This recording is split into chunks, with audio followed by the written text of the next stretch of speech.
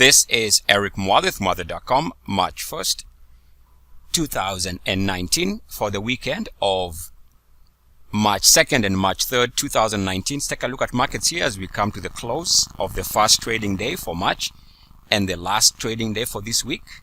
As the numbers here are just about to close, here goes the bell. And then we can take a look at how the charts look like as the numbers settle for the close of this week. For the week, we can see that the Nasdaq was up about 0.9%. For the week, the Dow down slightly, let's call it unchanged, down about 4 points. And for the week, we can see the S&P 500 was up 0.4%. Of the three major averages in the US, we can see the Nasdaq has recorded 10 straight positive weekly closing, which is an impressive run. Also, other than that, the 10-week upside move, we can see that on the daily, there is a fresh daily breakout as far as the Nasdaq is concerned. In fact, let's take a look at a 6 months daily view to see it clearly. Based on the recent daily closing high at 7,554.46, going back to the recent daily closing high, this represents the new level to watch. As long as the market is able, the Nasdaq is able to hold above this level, assume that this is a quality breakout, and at the same time, failure to hold above 7,554.46, a failed breakout, would be a sign of a market that is preparing for a pullback. Also, we can watch the RSI level. Right now, we see the Nasdaq is back above 69.1. As long as it remains above 69.1, then we know that this is a strong and bullish market with strong upside momentum.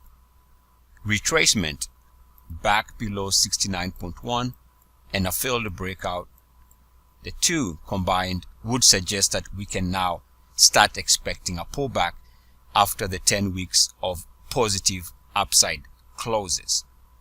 So in the short term, we can watch this level. Anything above this is bullish.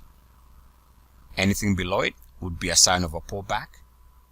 And anything above 69.1 would be bullish. Moving back below 69.1 would be a sign of a market due for a pullback.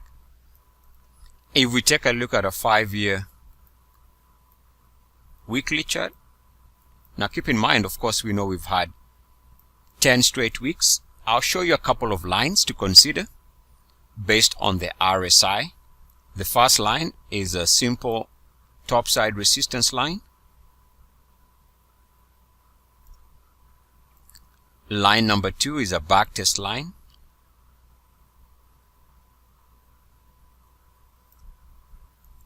This line gave us the break of the highs. Let's call it somewhere here. The other line is a longer line going back to 2014,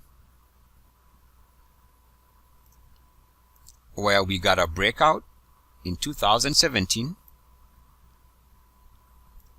turned into support, support again,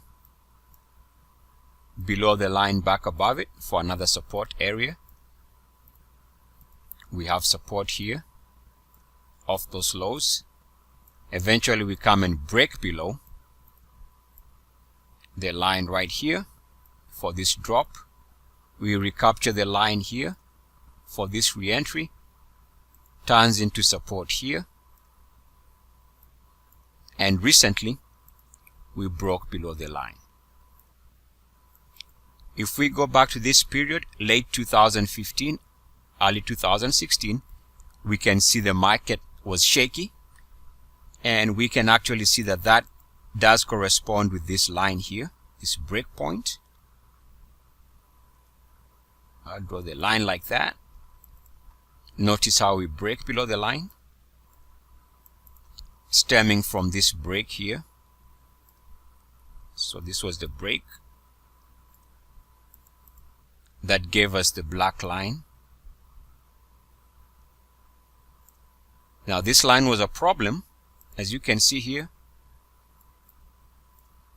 Double top for these highs, double top again for the highs there, resistance, and then ultimately resistance here.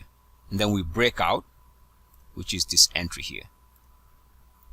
Let me change colors here. So breakout, breakout, turns into support, support again, support on the black line. Again, we come back and break below the line here. So what I'm getting at is where the Nasdaq is trading in terms of its RSI on the weekly.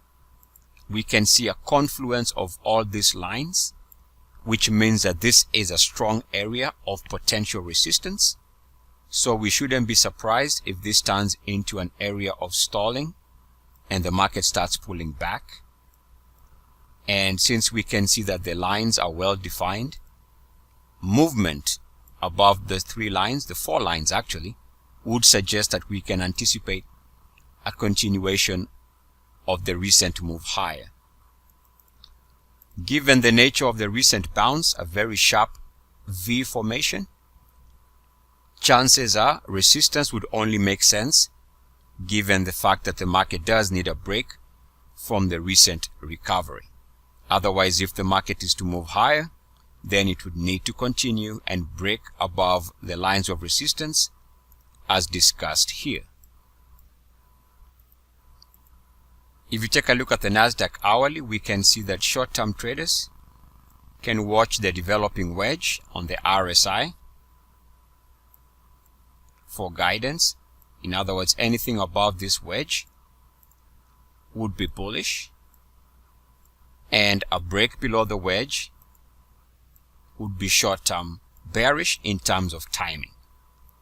Otherwise, short-term, maybe the best way of simplifying this is, as long as the Nasdaq is holding above the recent daily closing high, this remains bullish, and anything below this level would be considered bearish. So bullish above that level, and definitely bearish if the daily breakout fails.